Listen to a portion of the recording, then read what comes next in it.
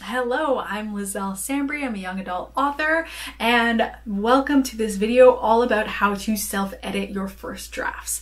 So I think this is something that someone had asked about a while ago, and I'm sorry because I can't remember who asked about it.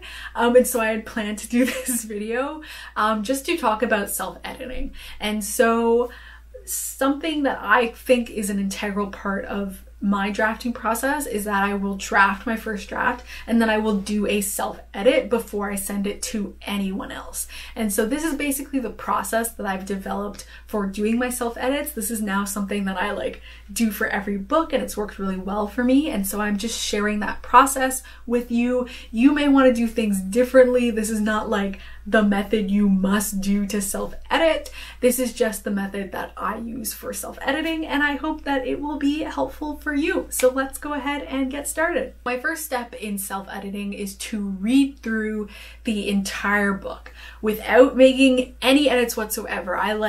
However you can stop yourself from this. I like to take my notes and stuff on my computer, so I still do my edits on my computer. I know sometimes people will put their book on a Kindle e-reader, or they'll print it out, or they'll do something that can stop them from editing.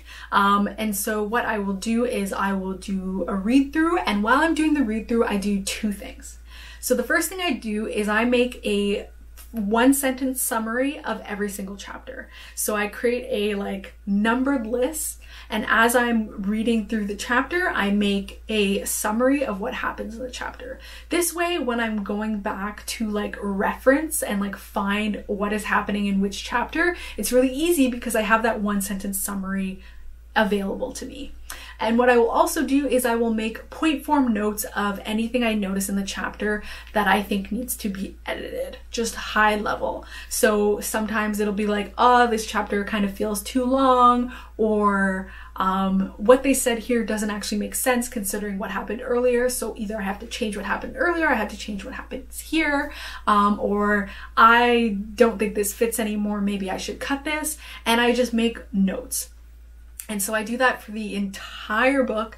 I do my chapter summary and I take notes. And by the end of it, I have a document. I do this all within Scrivener, but I have a document that has a list of every single chapter and a list of all of the notes of things I wanted to change in every single chapter. So the second thing that I'll do is I will make another list of all the things that I need to research. So this may be things that I brought up in my chapter by chapter notes. It may be things that I just thought of as I had read the book. So things like, if I have a boat and it gets a hole in it and it sinks, then I need to research how easy is it for a boat to sink? What are reasons why boats sink? Does that make sense? Or if I set it in the forests of Kansas. Does Kansas have forests? I don't know. Then I might want to look up what sorts of trees are there to make sure that I'm describing the right sorts of trees and foliage and that sort of thing. Just like anything that requires me to go out and do more research and learn more about something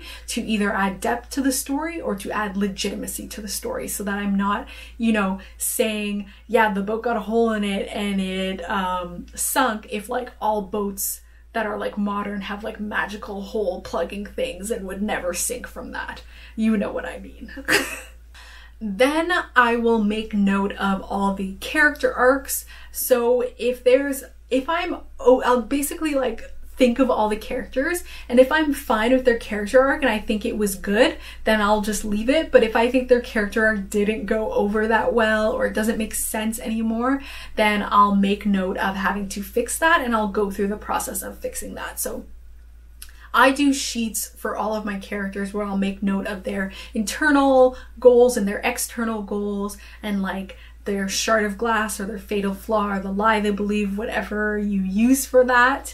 And sometimes when I've drafted a book, that changes, or I've drafted the book and their internal motivation doesn't make sense given all the things they do in the book. So then I decide either I need to make changes to the book to fix it to fit that motivation, or I need to change the motivation.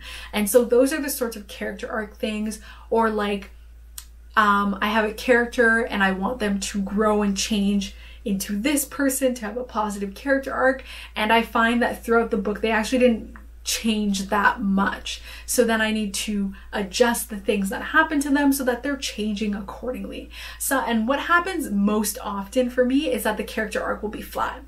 I'll realize a character doesn't seem to have any goals, doesn't seem to have any drive, doesn't seem to be learning or changing at all during the book. Sometimes you will have characters like this when they're very background characters, but when I notice this is happening to a main character, then I need to adjust their arc. So I'll go back and I'll make sure that I'm giving them goals. I'll write down the things that I'm going to have them do to achieve their goals. And I'll basically like fix the character arc, and then I'll make point form notes of the things that need to happen in order for that character arc to work, essentially. And then I will make a note of any structural fixes that need to happen. So for example, if I notice that my pacing in the book feels too slow, then that means the pacing needs to be made faster. So probably I need to cut some chapters and cut word count down. So I'll make note of that, like which chapters could I cut, or how could I like chop down the word count, that sort of thing. Or if I notice that my middle is like dragging way too long, but like the first act and the third act are fine, then I'll find places to cut in the middle. Or if I'm like, this subplot isn't working and I need to pull it out, then I'll figure out how I can pull out the subplot and adjust for anywhere that would be affected by that subplot.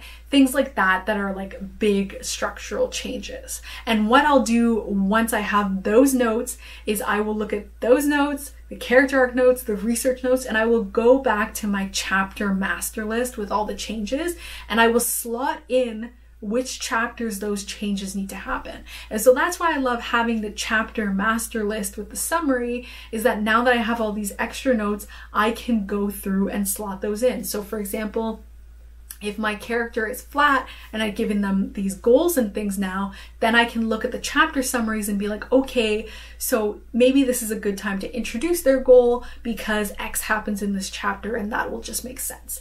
Or I'll have notes for the research stuff that'll be like, okay, this is the chapter where the boat sinks, so let me insert all the research that I've learned into like notes for things I need to add to those chapters. So you're basically taking all your little like side notes and consolidating them all into this giant chapter by chapter master list.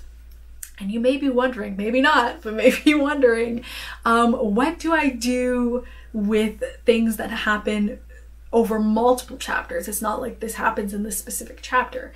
These are like overall changes. For example, something like that, like for me, an overall change might be, I want a much darker tone for this book. And so that means in every single chapter, I have to find ways to make the tone darker. And so I put these under a list called overall, I don't know why I'm making quotes, just like overall changes.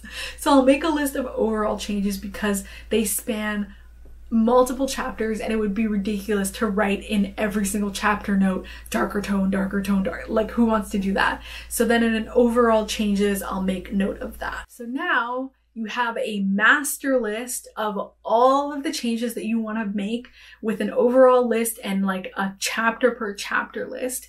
And so now what I'll do is I will create a schedule. I will say to myself, okay, I want to be done by this day. Sometimes I will have a deadline, sometimes I will not.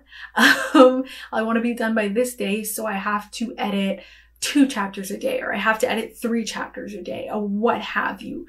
4 chapters a day, 5 chapters a day, that seems like a lot, but usually I will choose to edit like 2 to 3 chapters a day, usually 3.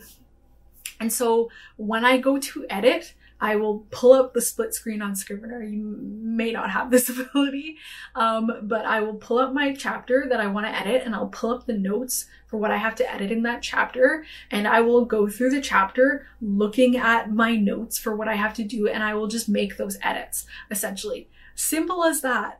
But to me, having the schedule is important because that's how I make sure that I am consistently doing my edits. And your schedule may not be, I do 3 chapters every day. It might be, I do 3 chapters one day, and then I have other things going on 2 days, and then I'll do chapter, then 2 days later, and I'll do whatever. I just find that setting myself a schedule makes sure that I actually get the self-edit done. And then when I'm all finished going through all the chapters, then you are done the self-edit. And after that, I always do a read through just to catch any little errors, to catch anything you might have missed, to catch any more edits you might need to do that you maybe didn't do during that editing pass. You might have to do a couple passes, but I always read through the manuscript one more time at the end just to make sure I've gotten all those edits done. And that's how I do my self edits. Like, that's how I do all of them. The tip I will give about self editing is you can't go easy on yourself. You can't see that a character is kind of coming off flat to you and be like, I think that's okay though. You need to fix it, essentially. That's kind of what I think is like the secret of doing a good self-edit, is really holding yourself accountable for everything that you have. And it's hard to be perfect. This is why we have CPs and beta readers and that sort of thing, people that you can send your work to when you think it's as perfect as can be. But to me, that's the point of the self-edit. The point of the self-edit is to make the work as perfect as you can possibly get it, so that when you are sending it to CPs and betas and that sort of thing, they're not giving you a critique that you already know. So this is why you can't go easy on yourself. Because if I know that a character is flat and I just send it off to the CP and then the CP's like, oh, the character is flat, like, what did that do for any of us? But if I had seen the character was flat and I tried to fix it, and then I sent it to the CP and they either have nothing to say about the character, so I know that, like, good job, I did it, or they're like, this character came off a little flat to me. So then you know that you didn't quite succeed. Instead of like you not doing the work that you know you need to do and then just getting that feedback from the CP, and then it's like, now you have to send it to them over again, which they may or may not have time for. And so you kind of waste time that you could have gotten that feedback. This is kind of difficult with like when you throw in traditional publishing and deadlines, and I talk about this a bit, like because of deadlines, sometimes you hand in something that you know is not quite perfect, but it's perfect for the level that you need to hand it in right now. But when you are working without any deadlines and you are just doing your own self-edit, like do the absolute best self-edit that you can do. And this is why I, at least for myself, and I recommend this, is to not send people like first drafts, because they're going to point out stuff that you could have figured out yourself. And so that's why I think you should do the self-edit before you send it to CPs or betas, to make sure that you're sending them something that you have already worked your hardest on, so that what they are pulling out are things that you didn't see that you can now work on. I know that some people like to send their, like, they have people they send their very first draft to. If that works for you, that works for you. I just personally prefer to do a self-edit before I send it to anyone if I have the time.